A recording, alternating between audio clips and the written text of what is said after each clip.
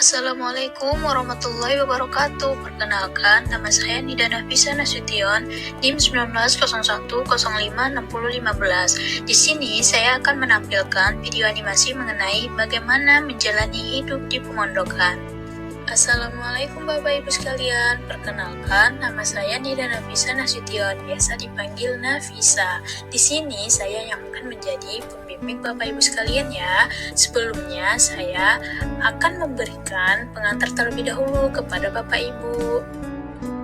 Nah, haji adalah pertemuan umat Islam sedunia dalam tujuan yang sama, yakni beribadah menunaikan rukun Islam yang kelima.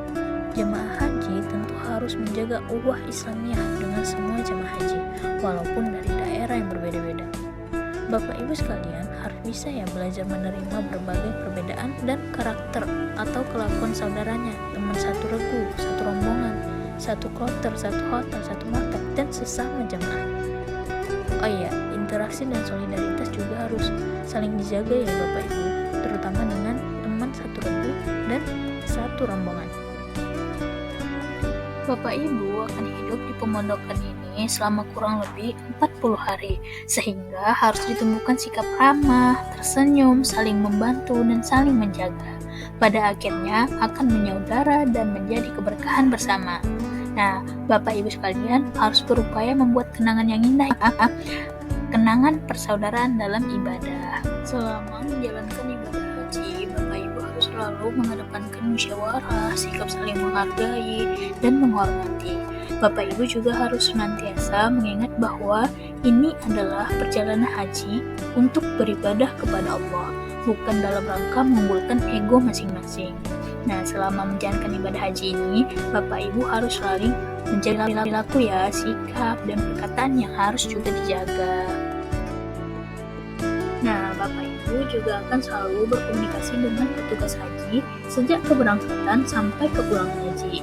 Bapak Ibu perlu dan harus mengenal para petugas hajinya ya, terutama yang mendampingi jamaah haji, yaitu para petugas kloter yang terdiri atas TPHI, TPIHI, dan TKHI.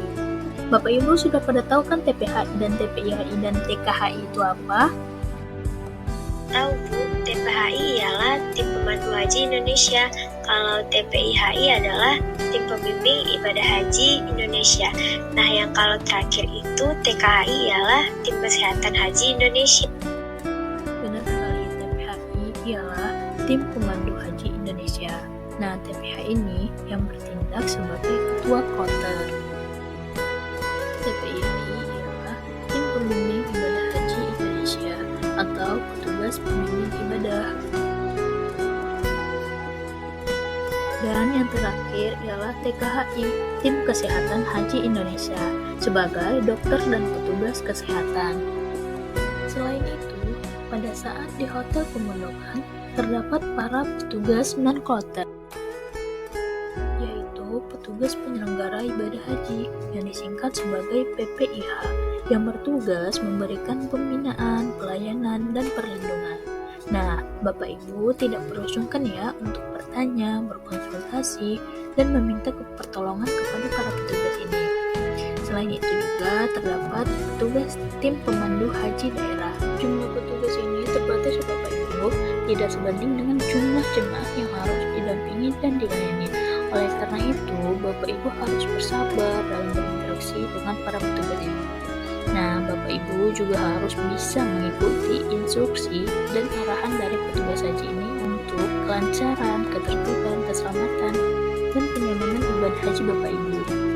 Oh iya, selama tinggal di pemondokan dan beraktivitas di tanah suci, Bapak Ibu perlu menyimpan nomor kontak petugas untuk memudahkan komunikasi.